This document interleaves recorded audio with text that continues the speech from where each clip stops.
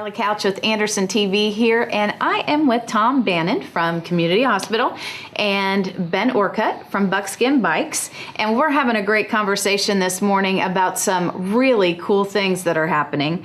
But first of all, let's just start talking about Community Bikes. Tell us about that program.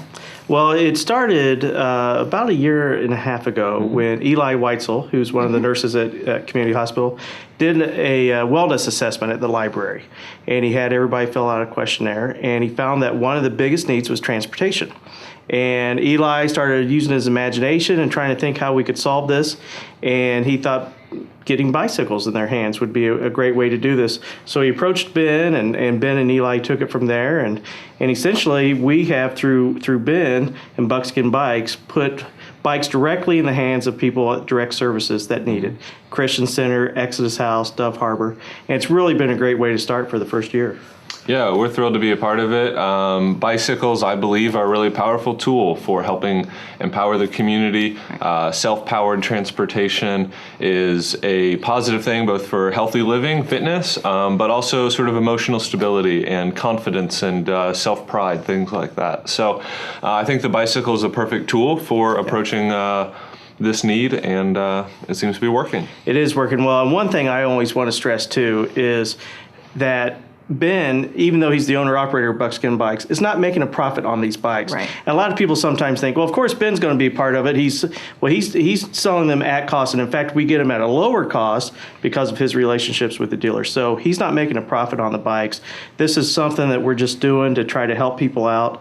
And it's been a great first year. And now going into the second year, we're about to expand it even more. Yeah. More places are going to have it. We'll be making those announcements pretty soon. And we look to see this growing. The city of Indianapolis has reached out to us already. Oh, they would really? like to start something like this. We could see this spreading around the country. We think it's the first of its kind in the country. And a lot of other people have told us that too. So it's really neat that right here in Anderson, we're doing something that's going to be a trailblazer. That is phenomenal. And you see them around Anderson often, Yeah. and they're kind of distinctive because they have the basket on the front with Right. the Community Bikes program logo right there in front. I love that. Yeah. Yeah. And Ben, one of the things that we always mention too, when we first started talking about this, all three of us, Eli, Ben, and myself, would always get the question, they're going to be stolen. How are you going to keep them from being stolen? Right. And Ben, how many have we lost? None. Zero. We've been rolling for about a year. We've had bikes out for a year now, 30 bicycles. We still have 30 bicycles. So I think that really speaks to the nature of the folks using these bikes, Right. and the natures of the organizations that we've partnered with. It's been, I think, the unique element about what we're doing. There's a lot of public bike share programs, but the direct cooperative approach that we've taken with these direct service organizations is sort of the unique element here, and providing these bikes to folks that need them at no cost to them at all. So Right. it's been powerful. Yeah, it really has been. That is phenomenal. And so the other portion of this conversation is that USA Today is doing a phenomenal grant program. Right. And so there's actually a contest going on that Community Bikes is a part of.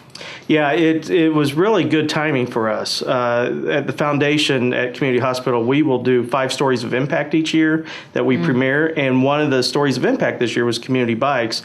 And right at that time, we saw the contest through the USA Today. So it's called Community Thrives, and they have invited people to do a 3-minute video or less to talk about what they want to do in their community to help their community.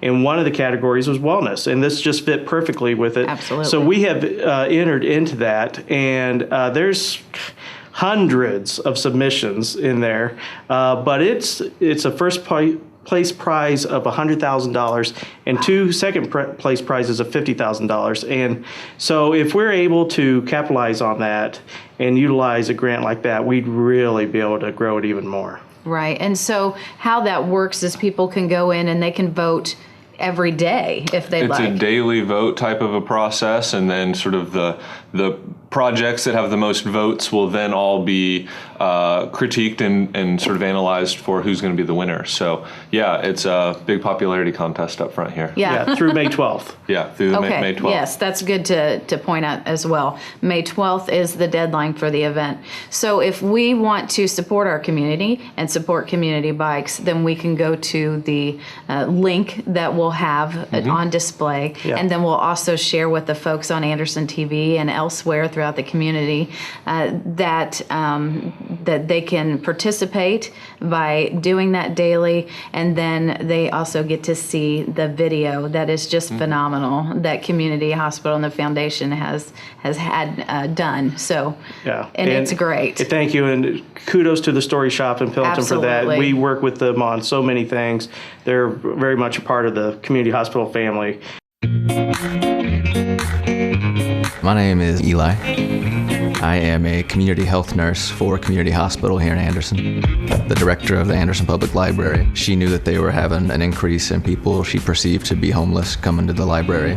So I offered a cholesterol screening, but the people that took it had to fill out a survey. The top 3 things were transportation, food, and clothing.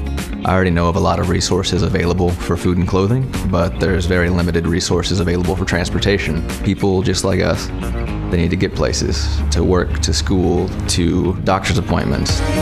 I came up with the idea to get bikes to some people.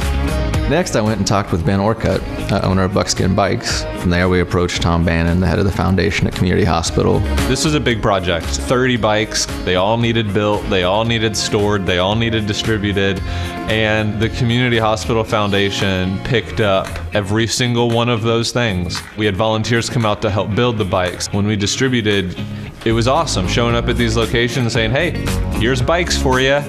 Everybody was thrilled.